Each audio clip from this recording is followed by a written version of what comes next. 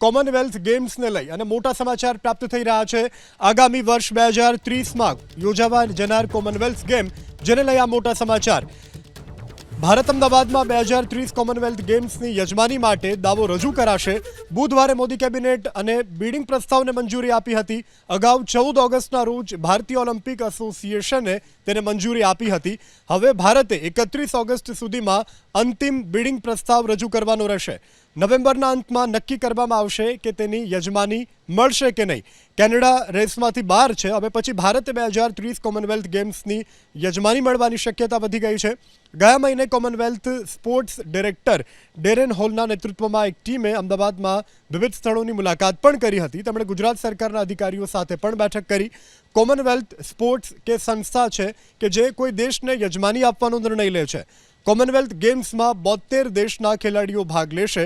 તેમાં રમતો દરમિયાન ભારતની મુલાકાત લેનાર રમતવીરો, કોચ, પ્રવાસીઓ, અધિકારીઓ વગેરે આવશે।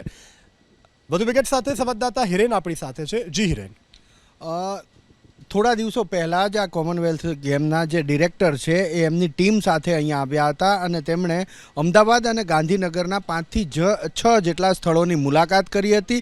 ગુજરાત રાજ્યના યુવક અને સાંસ્કૃતિક વિભાગ રમતગમત મંત્રી હર્ષ સંઘવી સાથે પણ બેઠક કરી હતી અને ત્યારે જ લગભગ એ મોટાભાગે નક્કી થઈ ગયું હતું કે આ બીડ ભારત કરશે અને એની યજમાની ગુજરાત અને એમાં પણ ખાસ અમદાવાદ લેશે। તેમણે જે મુલાકાત કરી હતી તેની અંદર સરદાર સ્પોર્ટ્સ કોમ્પ્લેક્સનો સમાવેશ થયો હતો।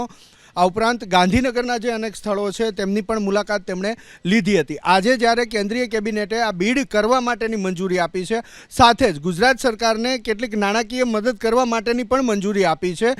હવે આવતીકાલે હર્ષ સંઘવી કે જે ગુજરાત રાજ્યના રમતગમત અને યુવા સાંસ્કૃતિક મંત્રી છે તે જઈ રહ્યા છે આ બીડ માટે થઈ અને એ બીડ ભારત સરકાર વતી ગુજરાતના રમતગમત યુવા સાંસ્કૃતિક મંત્રી કરવાના છે। ટીમ સાથે જવાના છે। 2 દિવસની અંદર આ બીડની પ્રક્રિયા પૂરી થશે। કેનેડા જે રીતે રેસમાંથી હવે નીકળી ગયું છે તો ભારત દેશ એ પ્રબળ દાવેદાર છે 2030ની અંદર જે કોમનવેલ્થ ગેમ, એવું નથી કે પહેલીવાર ભારતને આ કોમનવેલ્થ ગેમની યજમાની મળશે। અગાઉ પણ મળી હતી અને ત્યારે દિલ્હીમાં આ કોમનવેલ્થ ગેમ યોજાઈ હતી। એ પછી લાંબા અરસા પછી હવે ભારતમાં કોમનવેલ્થ ગેમ યોજાવા જઈ રહી છે।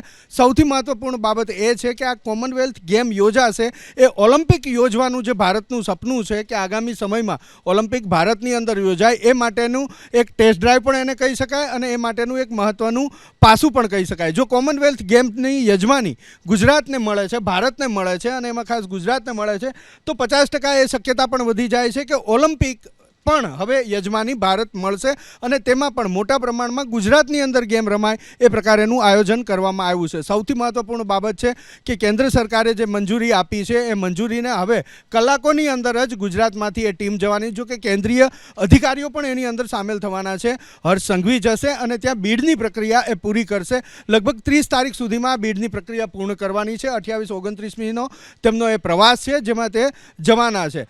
સૌથી મહત્વપૂર્ણ બાબત કે કોમનવેલ્થ લાંબા સમયગાળા પછી યોજાશે, પરંતુ જો કોમનવેલ્થ મોટાભાગે શક્યતા છે કે હવે ભારતને યજમાની કરવાનો મોકો મળશે એટલે 50% શક્યતા વધી જાય છે કે ઓલિમ્પિક પણ ભારતની અંદર યોજાશે।